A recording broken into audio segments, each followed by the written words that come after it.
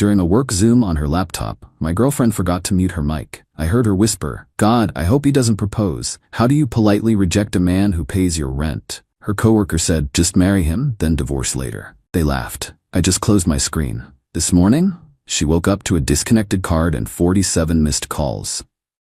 Using a throwaway for obvious reasons. Some details changed to protect privacy.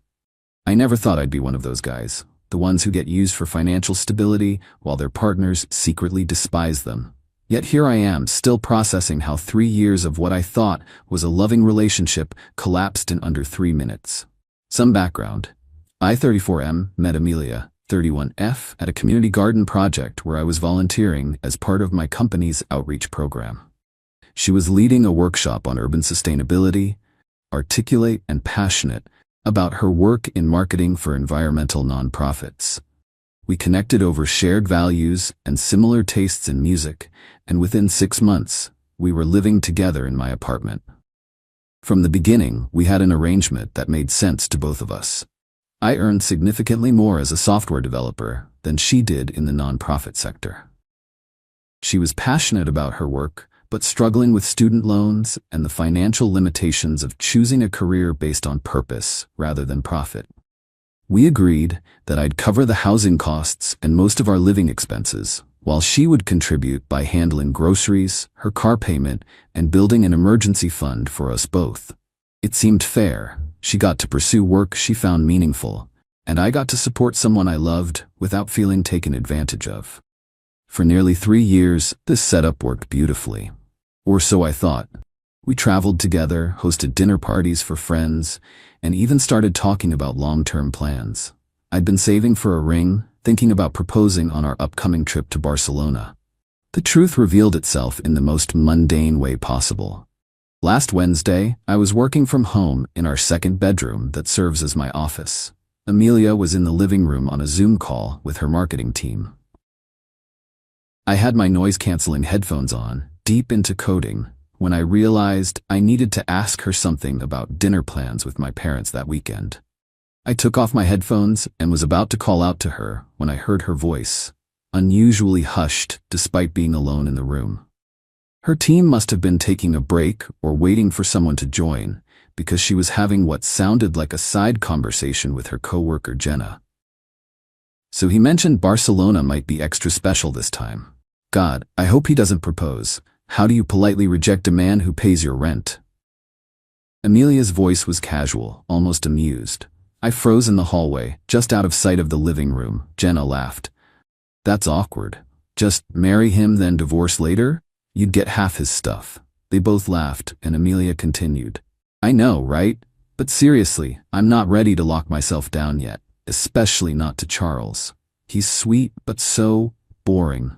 Like the human equivalent of beige walls." "But those beige walls come with financial security," Jenna pointed out. "Exactly. That's the only reason I've stayed this long. My savings account has never looked better, and I've almost paid off my student loans. Another year max, and I'll have enough cushion to move on. I just need to buy time without a ring on my finger." "Does he have any idea?" "None. He's completely clueless. Last week he was talking about maybe starting a family in the next few years, and I just nodded and smiled while mentally calculating how much more I need to save before I can get my own place. The trick is to give just enough affection to keep him happy without promising anything concrete." Someone must have rejoined their main meeting then, because Amelia's voice shifted back to her professional tone. "Oh, looks like Marcus is back. Anyway, I'll send over those campaign drafts by end of day."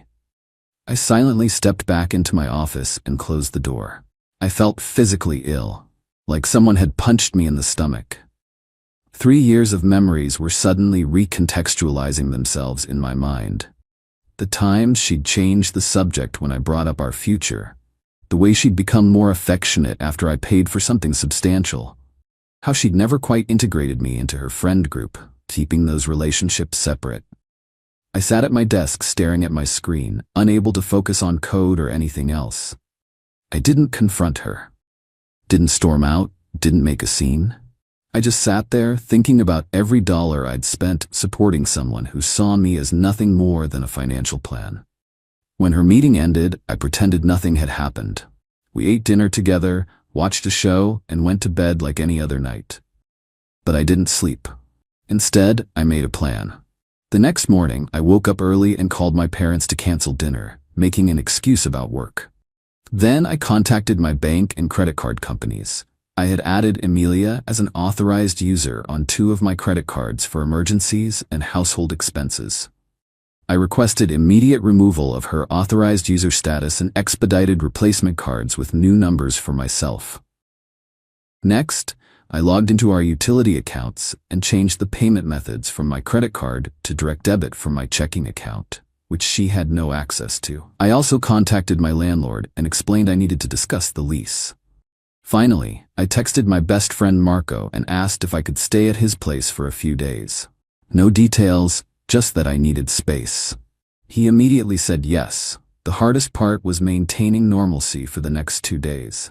We went through our routines, and I swallowed my feelings, knowing I needed time to get everything in order. She never suspected anything was wrong, which only confirmed how little she actually paid attention to my emotional state. On Friday, she mentioned she was going out with friends after work and would be home late. Perfect timing. While she was out, I packed essential items, clothes, important documents, my work equipment, and a few sentimental possessions. I left her access to the apartment. It would be illegal to lock her out, but took the emergency credit card she kept in her desk drawer. I left a simple note on the kitchen counter. Emilia, I heard your conversation with Jenna on Wednesday about your plans to leave once you've saved enough money. I've removed you as an authorized user from my accounts and taken back the emergency card. I'll continue covering the rent through the end of next month to give you time to make arrangements, but all other financial support ends today. I deserve better than to be someone's financial plan while they wait for something better to come along. Charles. Then I drove to Marco's place and turned off my phone. When I turned it back on Sunday morning, I had 47 missed calls from Emilia, 16 voicemails, and 39 text messages, ranging from confused to angry to pleading. Apparently, she had tried to use the credit card for a bar tab Friday night and found it declined. Coming home to an empty closet and my note had sent her into a panic. From her messages, I could track the evolution of her response. First, confusion. What conversation with Jenna? I don't understand what's happening. Then anger. You're overreacting to something you misheard. This is insane. Followed by damage control. Baby, please call me. There's been a huge misunderstanding. And finally, when none of that worked, the truth with a spin. Okay, fine. You heard something, but it wasn't what you think. I was just venting about proposal pressure. Everyone says things they don't mean sometimes. Her last few messages revealed her true concern. Not that she'd lost me, but that she'd lost her financial safety net. I can't afford this place alone, and you know that. What am I supposed to do? I have $1,726 in my account total. My student loan payment is due next week. You can't just cut me off like this. At least talk to me about a transition plan. This isn't fair. Fair. That word stuck with me. What wasn't fair was pretending to love someone while secretly using them. Marco has been incredible through all this. When I finally told him what happened, he wasn't even surprised. Apparently, he and my other friends had noticed how transactional Emilia's affection seemed, but hadn't known how to bring it up. She was always more interested in what you could provide than who you are, he said. The most revealing part came yesterday when I finally answered a call. Not from Emilia, but from her coworker Jenna. She was horrified about what had happened. I need you to know I never thought she was serious, Jenna said. I thought it was just dark humor between friends. Then she told everyone at work you abandoned her without warning, and I couldn't stay silent. This isn't the first time she's done this. According to Jenna, Emilia had lived with 2 other boyfriends under similar arrangements before me. Each relationship followed the same pattern. Find a financially stable partner, create an arrangement where they covered major expenses, save aggressively, then move on when she had enough cushion. One of those exes apparently worked at the same company briefly, which is how Jenna knew the details. She has a spreadsheet, Jenna told me, with projections of how much she needs to save before she can graduate from the relationship. Your name is literally in a cell next to a dollar amount. That conversation finally helped me feel validated rather than naive. This wasn't about me being boring or beige. It was about Amelia having a calculated approach to relationships that had nothing to do with genuine connection. It's been 10 days now. I've moved back into the apartment after Amelia found a friend's place to crash at. I've given her until the end of next month to remove her things, as promised. She's tried multiple approaches to get me to reconsider. Apologizing, gaslighting, guilt-tripping, even showing up with lingerie under her coat one night. I didn't let her in. The financial aftermath has been eye-opening. Looking at my accounts, I calculated that I've spent approximately $64,000 supporting Amelia over 3 years. Rent, utilities, vacations, meals out, gifts, all while she was squirreling away her income and planning her exit. Her claims of only having $1,726 turned out to be another manipulation. After one particularly angry call where I refused to reinstate her as an authorized user, she inadvertently revealed she has a separate savings account I never knew about with over $27,000 in it. Some friends have suggested I should feel stupid for being used this way, but I don't. I entered the relationship with genuine intentions and lived according to my values. The fact that someone took advantage of that doesn't make me naive. It makes her calculating. I've already donated the engagement ring to a charity auction. Somehow, watching something that represented my manipulated future being transformed into funds for a good cause healing. As for the 47 missed calls that started this saga, they've now grown to over 100, but they're increasingly from unfamiliar numbers as Amelia apparently borrows friends' phones when she realizes I've blocked her. I've stopped answering unknown calls altogether. The strangest part of all this is how much lighter I feel despite the heartbreak.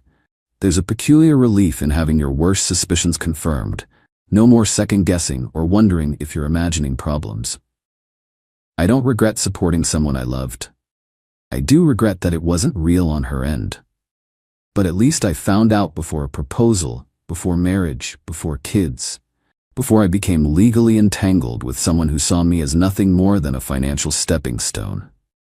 If there's a lesson here, maybe it's about paying attention to the small inconsistencies in how someone treats you versus how they talk about the future. Or perhaps it's simpler. If you're going to discuss your secret plans to use and discard someone, make absolutely sure you're on mute.